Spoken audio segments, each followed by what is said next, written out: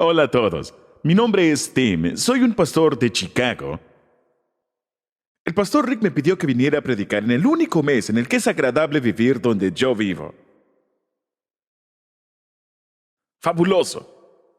Seguramente ya se los hayan dicho antes, pero tengo que decirles el increíble honor que es poder estar en esta plataforma. Y les digo eso porque la primera vez que estuve aquí en la iglesia Saddleback fue para una conferencia de una iglesia con propósito, hace muchos años, cuando yo estaba abrumado intentando restaurar una iglesia en la que había pasado años intentando restaurarla. La iglesia tenía 40 años cuando acepté el llamado.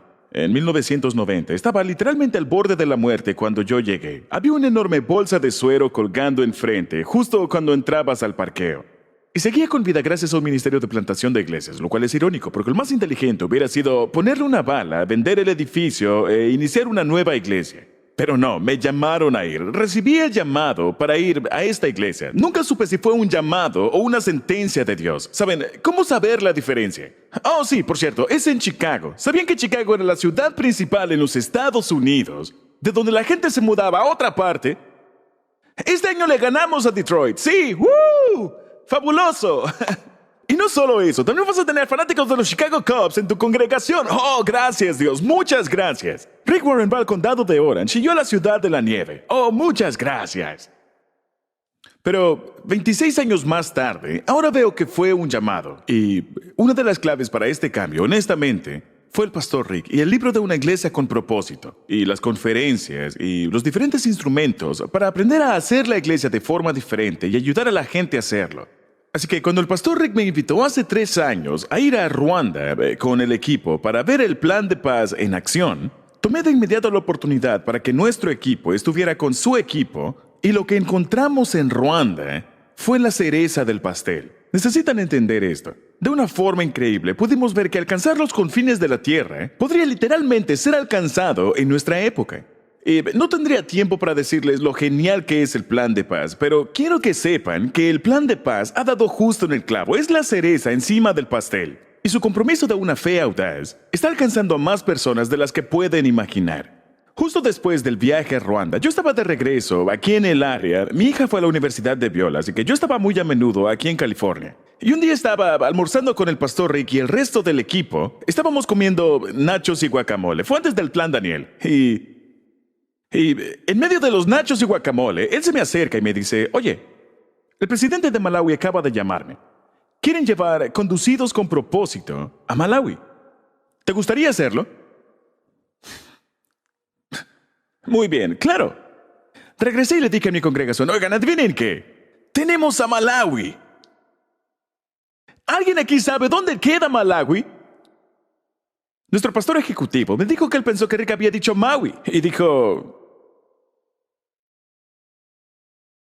¿Saben? No teníamos idea, pero si el pastor Rick te pide que lo hagas, simplemente vas y lo haces. Y lo que descubrimos fue que Malawi es el tercer país más pobre en África, y lo aceptamos. Y fuimos la primera iglesia en los Estados Unidos. Y ahora hay muchas otras iglesias que se están uniendo, pero fuimos la primera iglesia en llevar el plan de paz a otro país. Y estamos llevando a las personas de Ruanda que han sido entrenadas en conducidos con propósito, y ellos están enseñando a los pastores de Malawi. Estamos en el 7º módulo del entrenamiento de conducidos con propósito, y en el mes de septiembre tendremos la graduación del primer grupo de 270 pastores en las 3 provincias en Malawi. ¿Está bien? Aquí tenemos unas fotografías. Es fantástico. Es fantástico. Esta es la fotografía de la bendición del inicio de las denominaciones trabajando juntas. ¿Saben? Yo podría hablar todo el día del plan de paz, y espero que puedan apreciar, al menos un poco, que ustedes forman parte de una de las iglesias con mayor influencia en la historia, y nos alegra poder formar parte de esto con ustedes. Muy bien. Ahora estamos haciendo esta serie llamada Más Cerca. Queremos estar más cerca de Dios y más cerca de los demás. ¿Saben? Estos son los 2 mandamientos. El pastor Rick dice que una gran iglesia tiene un gran compromiso con la gran comisión y el gran mandamiento. El gran mandamiento: ama al Señor con todo tu corazón, con toda tu mente, con toda tu alma y todas tus fuerzas, y ama a tu prójimo como a ti mismo. No hay otro mandamiento más grande que estos. Así que pensemos un poco en esto y déjenme decirles lo que pienso al respecto. Yo creo que estos mandamientos van de la mano. Uno es vertical y el otro horizontal, y yo creo que van de la mano. No creo que puedas hacer uno sin hacer lo otro. Por un lado, es más difícil acercarte a los demás sin la ayuda de Dios. Y creo que todos podemos admitirlo, ¿cierto? Mi tercera y última hija está por casarse el próximo fin de semana aquí en California, en un hermoso lugar en San Bernardino. Así que creo que voy a quedarme por aquí a esperar la boda. Aquí hay una foto de mi hija y su prometido. Sí, lo sé, son adorables. Son hermosos, sí. Sí, si me lo preguntan, se siente un poco extraño ser el padre de la novia y el pastor al mismo tiempo, ¿saben? Caminar hacia el altar y... ¿Quién entrega a esta mujer en matrimonio? Su madre y yo. No, la verdad, el padre de él también es pastor y será parte de la ceremonia. ¿Saben? A veces yo me escribo un cheque de honorarios a mí mismo, pero ese no es el punto.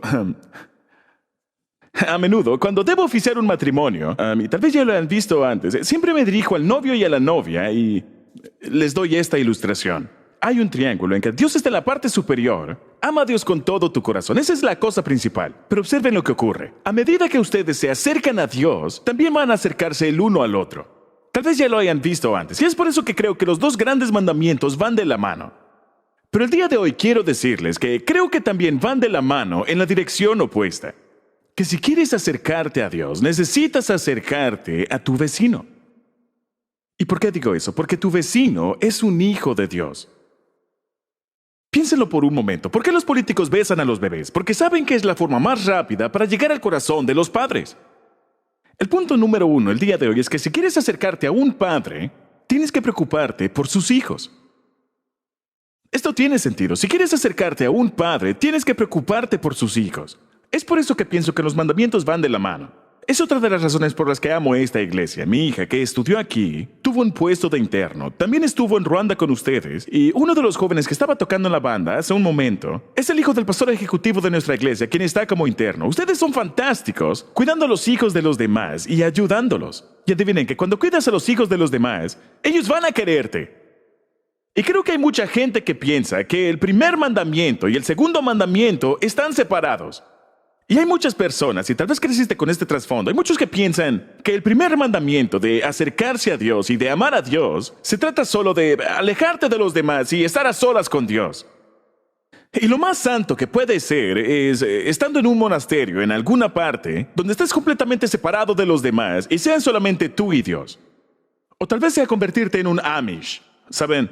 Simplemente alejarse del resto del mundo y tener su pequeño espacio. Y por supuesto que creo que el tiempo a solas con Dios es importante. Por supuesto, eso es algo que creo. Pero no creo que sea posible acercarte más al Padre mientras te estás alejando de sus hijos al mismo tiempo. Eso no tiene sentido. Yo lo sé. Yo soy padre. No puedes estar cerca de mí e ignorar a mis hijos. Lo siento, pero si eres Amish y me estás viendo por la internet, estás equivocado. Y eres un hipócrita por tener una computadora, así que ¿qué me importa? Pero escuchen, si entienden lo que digo, ¿cierto? Si eres un vendedor, ¿alguien aquí es un vendedor? Si eres un vendedor, tú sabes que lo primero que debes hacer antes de entrar a mi oficina y venderme algo, lo primero que debes hacer es ver las fotografías de mi familia y comentar acerca de lo hermosos que son. Y preguntarme por mis hijos, ¿no es cierto? Porque aún así no voy a comprarte nada, pero al menos voy a ser amable contigo. Si quieres acercarte a un padre, debes preocuparte por tus hijos. Y esta mentalidad de separación es algo en lo que la iglesia ha fallado durante mucho tiempo. Sé que muchos de ustedes no crecieron en una iglesia, pero otros, al igual que yo, crecieron en una iglesia donde pensábamos que teníamos que ser santos y esa santidad significaba estar alejados de todos los demás. ¿Saben? Yo soy de Oklahoma y solíamos decir, no tomamos ni fumamos, ni con chicas que lo hacen vamos. ¿Saben? Eso es lo que decíamos. Y la iglesia pasó a ser convivir solamente con las personas en nuestro pequeño grupo, ¿cierto? Teníamos nuestras propias escuelas, nuestros propios libros, nuestras propias estaciones de radio. Y en mis tiempos de universidad, habían personas que viajaban por todo el país haciendo programas acerca de cómo necesitamos escuchar solo música cristiana. Y no solamente necesitamos escuchar solo música cristiana, sino que teníamos que quemar todos nuestros vinilos no cristianos. Lo siento, jóvenes, un vinilo era un disco de este tamaño que esta era la forma en que escuchábamos música hace mucho tiempo. Y era divertido cuando los quemabas porque se encogían. Y la gente decía que se suponía que los quemáramos no solamente, porque algunos van a recordar esto, no solamente porque al reproducirlos al derecho tenían malos mensajes en ellos, ¿recuerdan? sino porque si lograbas encontrar la forma de reproducirlos al revés, habían mensajes satánicos en ellos, que podías escuchar solamente reproduciéndolos al revés. ¿Alguien lo recuerda? Lo que solo hacía que un chico como yo dijera, ¿cómo haces que suene al revés?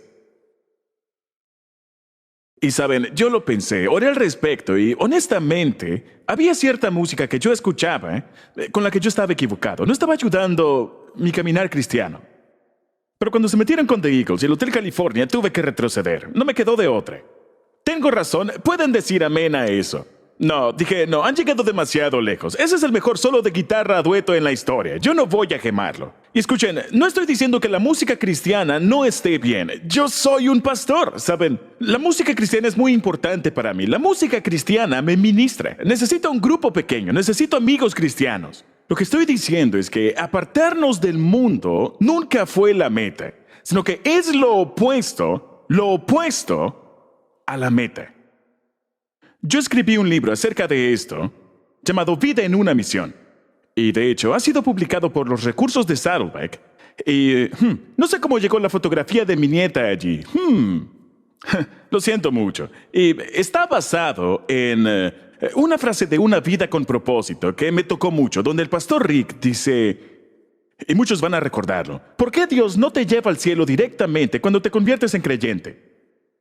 ¿Por qué ocurre eso? ¿Alguna vez lo han pensado? El cielo es perfecto y la tierra no lo es. Aquí tienes pecado, tienes tentación y tienes todas estas cosas. ¿Por qué no te lleva Dios, directamente al cielo? Y dice que solamente dos cosas que puedes hacer en la tierra que no puedes hacer en el cielo. Una de ellas es pecar y la otra es contarle la buena noticia del amor a la gente. ¿Por cuál de esas dos razones crees que estás con vida? ¿Por qué estoy vivo? Para compartir las buenas nuevas. Esto es de una vida con propósito, se los recomiendo. No puedes amar a tu vecino si estás escondiendo las buenas noticias. Y tampoco puedes esperar acercarte a su padre. ¿Ven hacia dónde me dirijo con esto? Más cerca en ambos sentidos.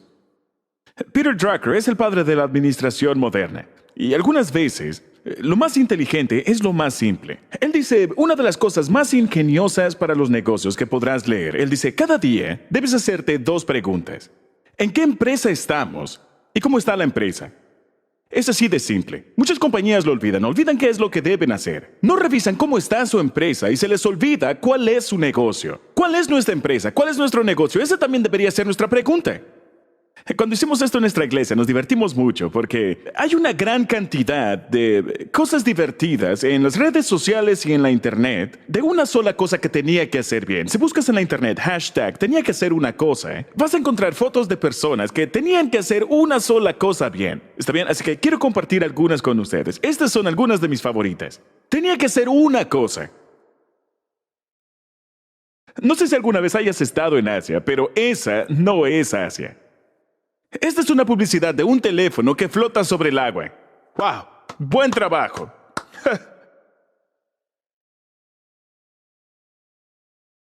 Tenías que hacer solamente una cosa bien. No voy a decirles en qué estado fue esto, pero...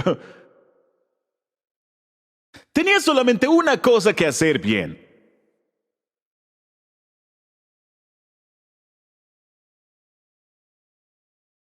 No quiero tener que levantarme para ir por el papel higiénico. Tenías que hacer solamente una cosa bien. Poner nombre aquí. Está bien, solamente una cosa. Está bien, solamente una más. Les prometo que después de esto me pondré serio. Un hombre entra en Starbucks y le dice, quiero mi frappo o capo, como sea que se llame. Y el barista le dice, ¿cuál es su nombre, señor? Y él responde, Mark con C.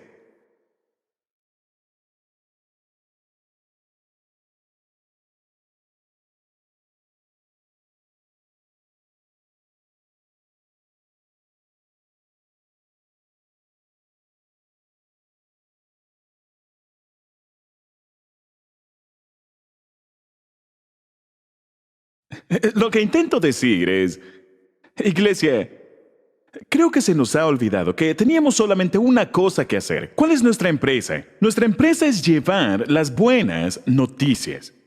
Ese es nuestro trabajo. Estamos en el negocio de las buenas noticias, pero se nos ha olvidado en el camino.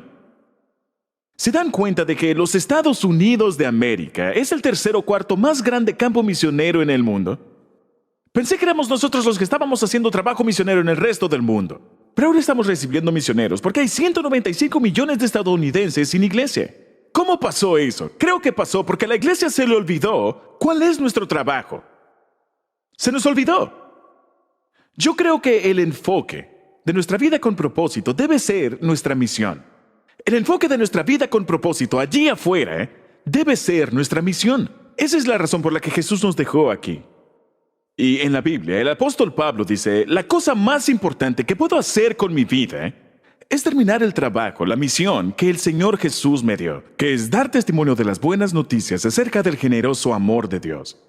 Ahora, esta es la razón por la que eso nos asusta. En Mateo 9, Jesús le dijo a sus discípulos, oigan, más les vale ponerse a trabajar porque la cosecha es mucha y los obreros son pocos. Permítanme mostrarles algo. Esta es una gráfica de la historia, ¿está bien? Jesús vino en el año 0 y mi vida y tu vida está a ambos lados del año 2000. Esa marca amarilla representa el tiempo en el que la mayoría de nosotros vive ahora mismo. Ahora, veamos la siguiente gráfica. ¿Está bien? ¿Ven lo que ha pasado con la población mundial?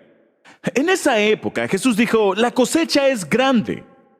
Y a lo largo de los años, la población no creció mucho. Habían guerras, habían plagas. Las personas no estaban juntas. No sé qué es lo que estaba pasando. No había una gran población mundial, sino hasta más o menos el tiempo en que yo nací. Saben, cuando yo nací, habían 3 billones de personas en el planeta.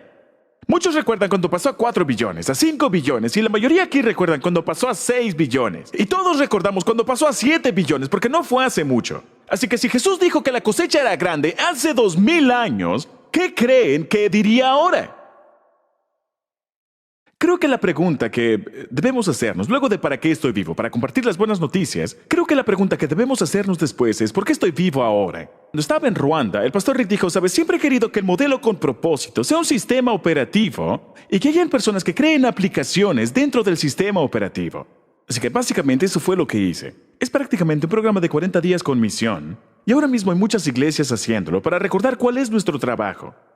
Así que dentro de los propósitos tenemos comunión, pero ¿es una comunión solamente dentro de nuestra burbuja? No, la comunión sirve para eso, pero también sirve para conectarnos. Para conectar con las personas que están allí afuera, no solo entre nosotros. El servicio, servimos absolutamente, pero servimos en el nombre de Jesús. Hay una razón. El evangelismo es compartir, no es un programa, sino que eres tú dando testimonio.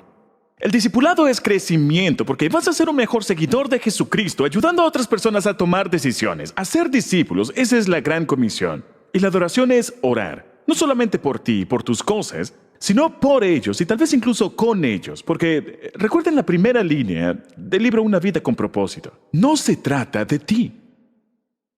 La verdadera ironía de esto, el punto número 2, es que Jesús demostró cómo amar a nuestro prójimo, a los hijos de Dios. Y Él lo demostró porque, irónicamente, en los tiempos de Jesús tenían el mismo problema. Los líderes religiosos insistían en separarse a sí mismos de los otros hijos de Dios. Entonces, ¿qué fue lo que hizo Jesús? Les dijo, bien, ustedes tienen la razón, voy a juntarme con ustedes. No, Él fue y se juntó con las otras personas. Dice que mientras Jesús estaba comiendo en casa de Mateo, muchos recaudadores de impuestos y pecadores llegaron y comieron con él y con sus discípulos. Y todos sabemos que los fariseos pensaban que eso era algo malo. Porque citando a esa famosa teóloga, Miranda Lambert, dicen que Jesús tomó vino y sé que él y yo nos llevaríamos bien. Un momento, ¿es eso verdad? De hecho, lo es. Cuando llegas a Mateo capítulo 9, si tienen sus Biblias o sus teléfonos, acompáñenme a leer. En el capítulo 9 encontramos una historia muy importante. Jesús y sus discípulos andaban como lo hacían en esos días. Y se acercaron a un recaudador de impuestos. Tal vez ya hayan escuchado la historia antes, pero un recaudador de impuestos en aquellos días era una persona que tenía un puesto, tenía una pequeña cabina. Era algo así como un cobrador de peaje. Y se ponían en un puente o en un camino y decían, no puedes pasar por aquí a menos que pagues tu impuesto. Imaginen a Monty Python, ¿está bien? Responde estas preguntas 3. Era justo así. Y Mateo era uno de ellos. Y la razón por la que los recaudadores de impuestos eran tan odiados en ese tiempo era porque Mateo era judío, pero él le había vendido su alma al gobierno romano y estaba trabajando para ellos. Y haciendo esto, él estaba haciendo muchas riquezas, pero a expensas de sus compatriotas judíos. Así que los judíos, ¿alguna vez han visto que hay una categoría especial Para los recolectores de impuestos, en la Biblia siempre dice pecadores y recolectores de impuestos. Es como decir, están los pecadores y están los recolectores de impuestos. Así era la cosa, ¿saben? Un verdadero judío no iba a relacionarse, esa era la peor persona que podías encontrar. Eso es exactamente lo que ocurrió. Al irse Jesús de allí, Jesús vio a un hombre llamado Mateo sentado a la mesa de recaudación de impuestos. Sígueme, le dijo. Mateo se levantó y lo siguió. Tal vez ya has escuchado o ya has leído esto antes, pero el día de hoy debes dejar que te impacte de otra forma. Pueden imaginar ser uno de los discípulos. Vas caminando por la calle y de repente ves a este hombre, a quien odias, y tal vez no lo conoces, pero sabes quién es y sabes qué representa. Y es una mala persona, y tú piensas, muy bien, Jesús, dale su merecido. Y la palabra que salió de la boca de Jesús fue, sígueme. Todos esperaban, pecador, arrepiéntete, o ten vergüenza, pero no, sígueme. Y en cierto punto, ellos pensaron, un momento, sígueme significa que se una a nosotros. No queremos andar con este tipo y su música de los Eagles a todo volumen. Saben, tal vez ellos eran pescadores, pero aún así estaban por encima de los recaudadores de impuestos. Esto no iba a ayudar a su estatus. Seguramente estaban emocionados cuando Lucas el doctor se les unió. Oh, tenemos a un doctor, ya estamos mejorando. Ya saben cómo es esto. Quieres rodearte de esas personas. Hace algunos meses yo estaba aquí para una reunión. El pastor Rick estaba reunido con su equipo y hablábamos de este congreso en África, donde intentamos reunir a todos los líderes de África y personas de influencia en los Estados Unidos. Y hablábamos acerca de cómo podíamos hacer esto funcionar. Y él de una forma sencilla dijo, ¿saben? Ayer recibí una carta de Bono de YouTube. Creo que lo voy a invitar. ¿Entienden lo que está pasando dentro de esa cabeza? Yo pensé, Rick, si logras hacer que venga Bono, podemos hacer que venga cualquier pastor en el mundo. ¿Estás bromeando? Él es la mayor estrella de rock en el planeta. Todo el mundo quiere una fotografía para las redes sociales con Bono. Nadie quiere una selfie con un recaudador de impuestos. Excepto por Jesús. Y luego, en uno de esos momentos en los que piensas, ¿cómo me gustaría que la Biblia nos diera más información? Solo dice, mientras Jesús estaba comiendo en casa de Mateo, no sabemos qué fue lo que ocurrió. De repente, Jesús ya estaba en la casa de Mateo. Mateo dijo, sí, Jesús, voy a seguirte. Jesús dijo, fantástico. ¿Y ahora qué hacemos? Jesús dijo, tengo hambre. Estoy inventando esto, no lo sé. Tengo hambre, vamos a comer. Mateo dice, yo soy súper rico, le he robado a todo el mundo. Podemos comer un buen filete, ¿sabes? Vamos a tratarnos bien. Jesús, ¿puedo invitar a mis amigos? Y Jesús dijo, y nuevamente esto no está en el texto, pero conozco el corazón del maestro. Él dijo, por supuesto que puedes invitar a tus amigos. Es por eso que estoy aquí. Pero al igual que cualquier otro pecador, los únicos amigos que Mateo tenía eran otros pecadores. Así que Jesús fue a una fiesta de pecadores. ¿Pueden procesar esto un poco? ¿Pueden imaginar el tipo de conversaciones que se escuchaban en casa de Mateo? ¿Pueden imaginar? Ellos estaban como locos porque Jesús era amigo del cobrador de impuestos. ¿Pueden imaginar a Mateo? Estaba muy emocionado porque Jesús estaba aquí, estaban sus amigos, y él andaba de aquí para allá, llenando la hielera de cervezas. Estaba aplastando la menta para los mojitos, él no tenía idea. Él tiene música no cristiana, sonando a todo volumen en el estéreo, porque él todavía no ha escuchado a Hillsong. Él ni siquiera sabe que existen.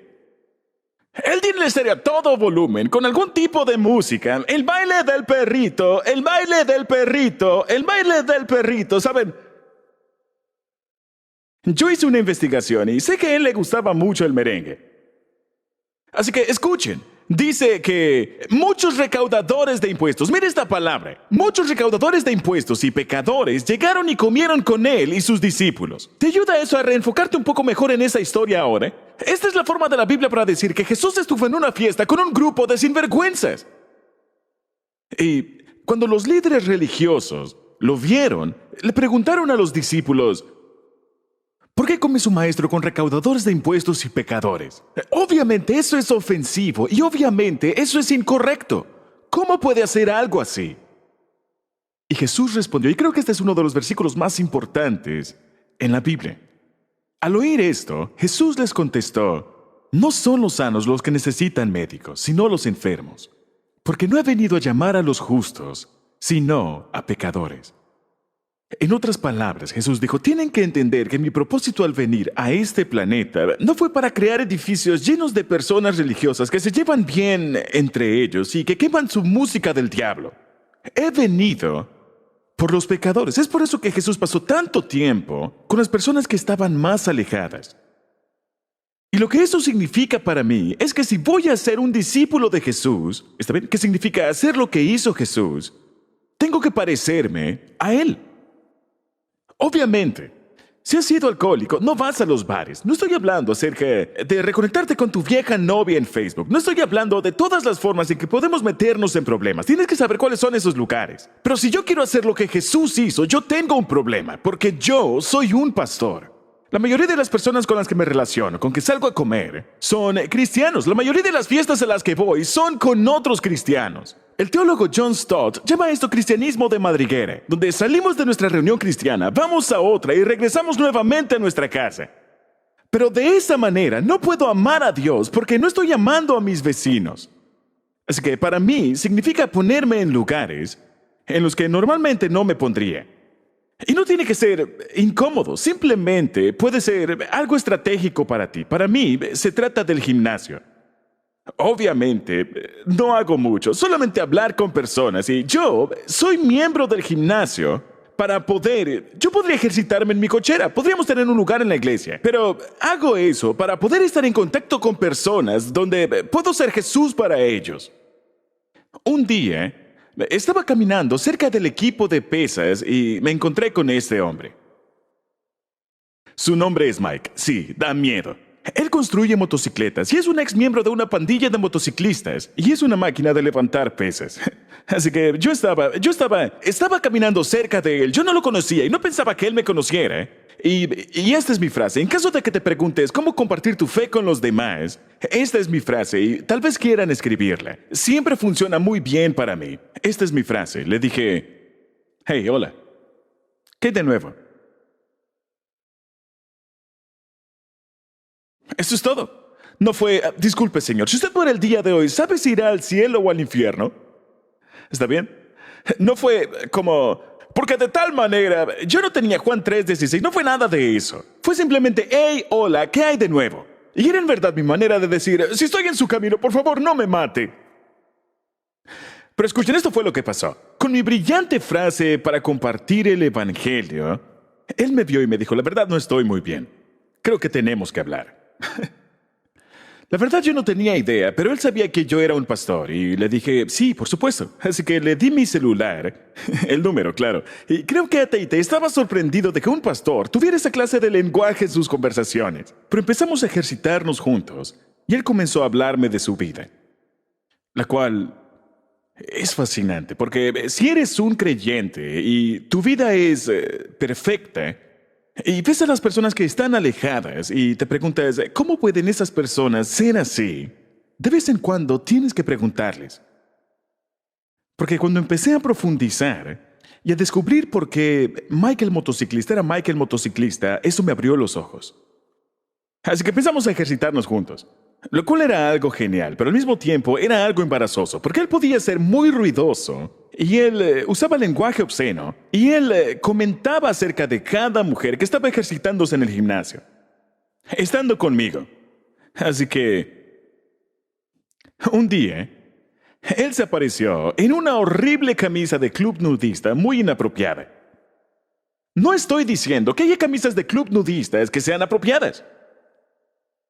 Lo que quiero decir es que en la escala de lo apropiado, eso estaba completamente lejos de ser apropiado. Y estábamos en los vestidores y le dije, no pensarás salir con esa camisa.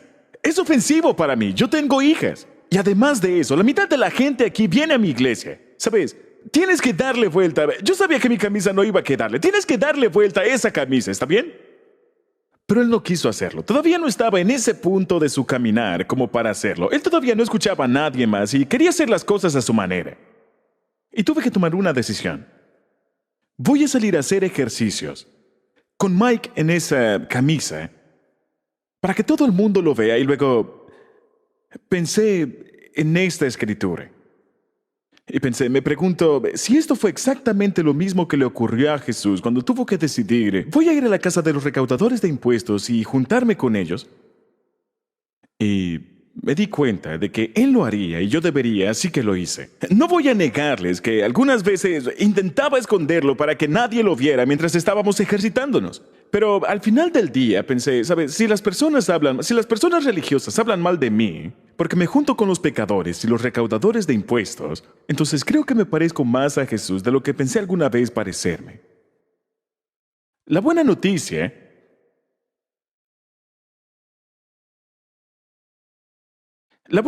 es que Mike entregó su vida. Aquí hay una fotografía de su bautismo. Fue uno de los mejores momentos de mi vida. Y Dios tiene grandes planes para él. ¿Está bien? Honestamente, la mala noticia es que él no siempre toma las mejores decisiones. Sigue dando 3 pasos al frente y 2 atrás. Pero saben, estuve pensando en eso y no creo que Mateo se convirtió en Ned Flanders inmediatamente después de empezar a seguir a Jesús. Y creo que la razón principal por la que las iglesias y los cristianos se alejan de los pecadores y los recaudadores de impuestos es porque son ruidosos y dan miedo.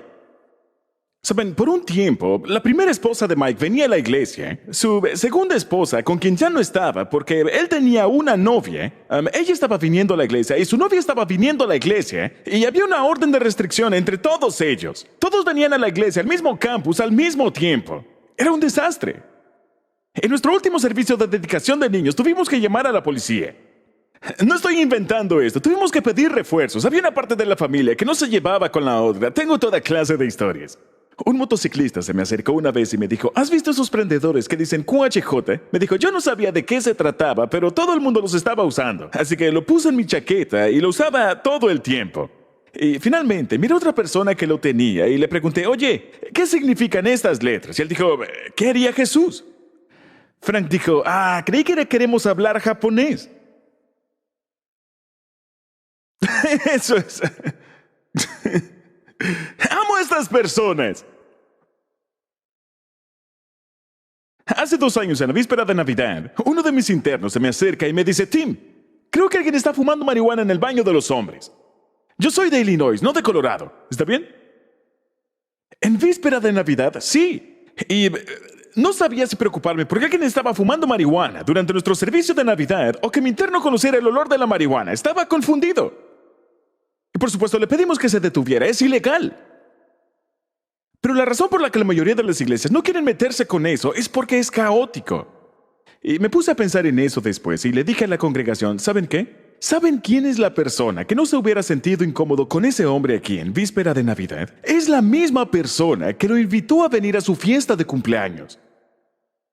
Jesús dijo, ustedes son la sal y solamente funciona allá afuera. No sirve de nada en el recipiente. Él dijo, ustedes son la luz, pero no sirve de nada si nos estamos alumbrando unos a otros. Para que conozcas a tu vecino, para que ames a tu vecino.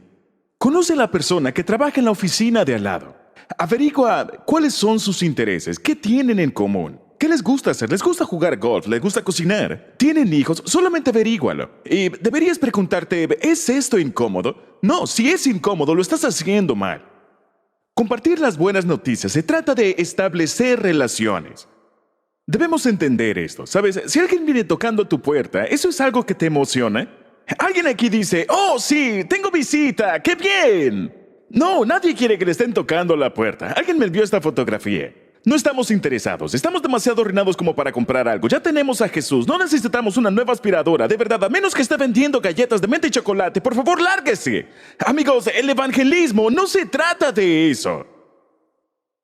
No funciona de esa manera. Se trata de dar testimonio. Jesús dijo, ustedes serán mis testigos. ¿Entienden eso? Ustedes serán mis testigos. ¿Qué significa eso?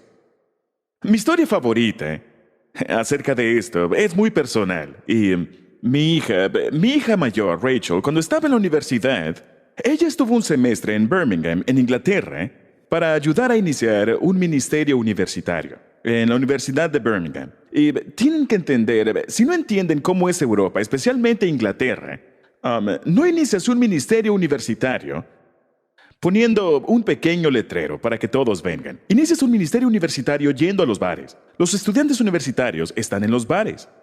Así que ella tenía que ir allí y se volvió parte de un grupo de estudiantes que iban a los bares y ellos iban por las noches, iban a los bares y se relacionaban con las personas. Y mi hija es músico, así que empezaron una banda y hacían noches de micrófono abierto y tocaban juntos y así podían conocer a los estudiantes que estaban allí, tal como lo hubiera hecho Jesús.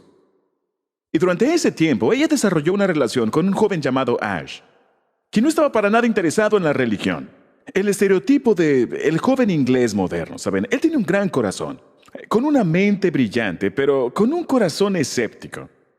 Y cuando terminaron la universidad, ella regresó a casa y estuvieron en contacto, seguían hablando por la internet, tenían largas conversaciones y después de un tiempo, él llegó a un punto donde, ¿saben? Él estaba muy interesado en la religión. Y quiero leerles una de las conversaciones, porque es fascinante. Es un gran ejemplo de cómo dar testimonio. Ash dijo, cuando te conocí, Rachel, yo hubiera podido, y lo hice, haberte dado horas de justificaciones del por qué yo odiaba la religión.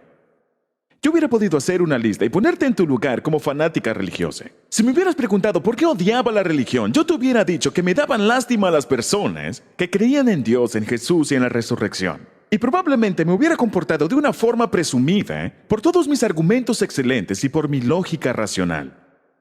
Pero tú no lo hiciste.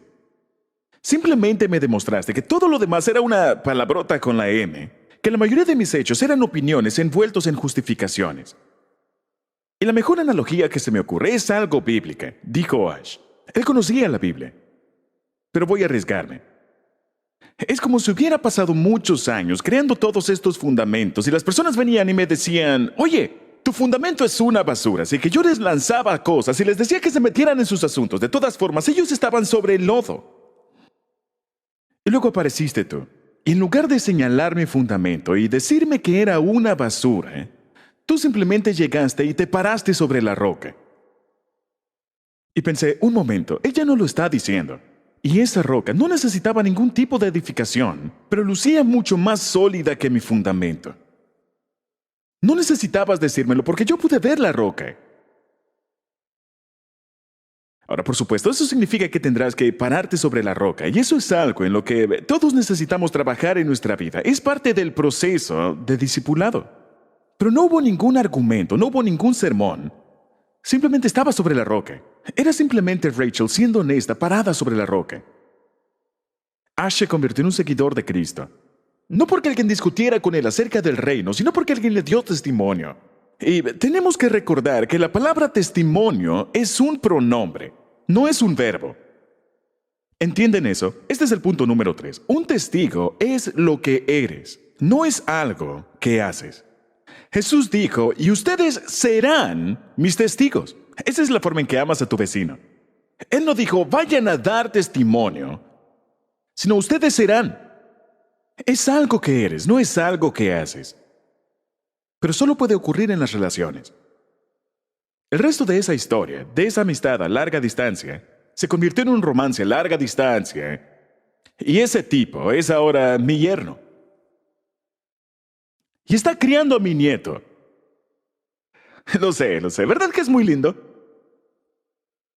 Les he presentado a mis 2 nietos en un solo sermón. Sí, muchas gracias. Pero escuchen, piensen en esto. Mi testimonio afectó a Rachel, el destino eterno de mi hija. El testimonio de mi hija afectó el destino eterno de Ash. El testimonio de Ash afectará el destino eterno de mi nieto. Y no sé dónde esto irá a terminar. Pero todo empezó en un bar. Una gran iglesia tiene un gran compromiso con la gran comisión de amar a Dios y a tu vecino, y con la gran comisión, que es, ¿cuál? El ir. La Biblia registra 34 encuentros que tuvo Jesús con un individuo, alguien que, ¿saben?, estaba buscando un toque o un encuentro con Jesús. 34. Uno de ellos tuvo lugar en una iglesia. Y por cierto, al final de la historia con Mateo, no sé si ya observaron que lo están leyendo en su evangelio. El recaudador de impuestos. Déjenme decirles por qué creo que es el corazón de Dios. Porque cuando Jesús ya estaba cansado de los fariseos en Lucas 15 y nos cuenta la historia de la oveja perdida, de la moneda perdida y del hijo pródigo, Él dice, esta es la cuestión. Les digo que así también en el cielo habrá más alegría por un solo pecador que se arrepienta que por 99 justos que no necesitan arrepentirse. Habrá más alegría. ¿Por qué? Yo sé por qué. Yo soy padre. Si mi hijo está perdido, nada de lo que hagas para acercarte a mí va a funcionar. Ayúdame a buscarlo. Sé que hablo con muchos de ustedes que han literalmente perdido a un hijo, pero muchos de nosotros en cierto momento los hemos perdido al menos por un tiempo. ¿Han sentido alguna vez como padres, saben, que se estaban escondiendo en medio de un bulto de ropa? O tal vez los perdiste por un momento en el centro comercial o algo así. ¿Alguna vez han sentido eso? Tal vez fue algo más grande que eso. Pero en nuestro caso, en nuestra hija, que se casa la próxima semana, cuando ella tenía 4 años, la perdimos en la playa. Ella estaba con algunos primos y se separó y de repente, todos nos dimos cuenta que la más pequeña de todas las niñas se había perdido. Ella tenía solo 4 años y no sabíamos dónde estaba. Y esto fue antes de los teléfonos celulares, antes de tener buenos medios de comunicación, así que hablamos con el salvavidas y todos nos reunimos en el lugar donde se suponía que debíamos estar. Y le dije a mi esposa, yo iré en dirección al norte y tú ve en dirección al sur. Y cuando dije vamos, como padre, no simplemente fui, yo salí volando. Corrí tan rápido que pude haber ganado una medalla olímpica. Ese es el sentimiento del que estoy hablando. Me fui por la orilla de la playa, donde es mejor para correr, ¿saben? Donde la arena está más compacta, y salí volando y me detenía y decía, ¿alguien ha visto a una niña de cabello castaño con un traje de baño rosado de Barbie? Tiene 4 años. Y me decían que no, y me decían que no, y mi corazón empezaba a palpitar cada vez más fuerte. Y todo el tiempo pensaba, oh Dios, por favor permite que esté del otro lado con su madre. Y finalmente, casi a 1 kilómetro al otro lado de la playa, ahí estaba. Simplemente jugando, ¿saben?, en la playa, sin darse cuenta de lo que estaba ocurriendo. Pero tan pronto como llegué al lugar y le dije, hey Becca, ¿qué estás haciendo?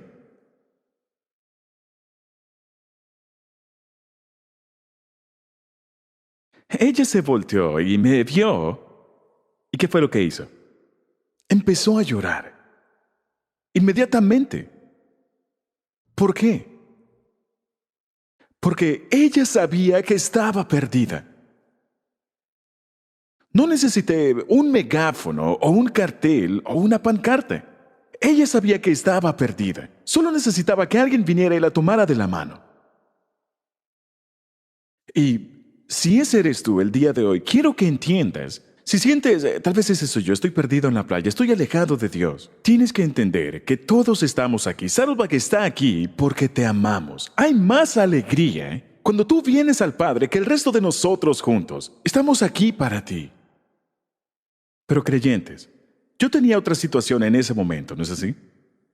Porque yo sabía que a pesar de lo emocionado y lo aliviado que me sentía, su madre, esto fue mucho antes de los celulares, su madre estaba muriendo lentamente al otro lado de la playa, porque no sabía si Becca estaba bien. Así que entonces se convirtió en mi responsabilidad ponerme a Becca sobre los hombros y correr de la misma manera hacia el otro lado, para que la hija perdida pudiera reunirse con su madre, que la amaba más que a nada en el mundo. Ese es el por qué estamos aquí. Ese es el por qué Él nos dejó aquí.